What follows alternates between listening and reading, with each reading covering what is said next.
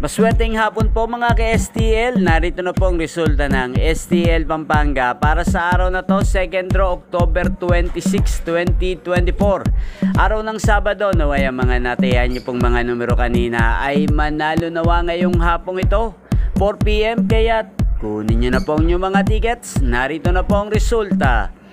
Para po sa STL Pampanga, second draw result, 4 PM ang mga numerong nanalo.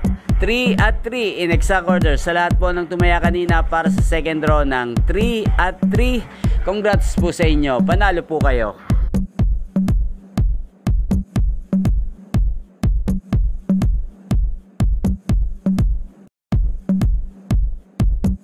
Congrats po sa lahat ng mga nanalo. Maraming salamat po sa panonood nyo sa aking channel, Roderick Hernandez TV. Huwag pong kalimutang mag-subscribe. Thank you for watching.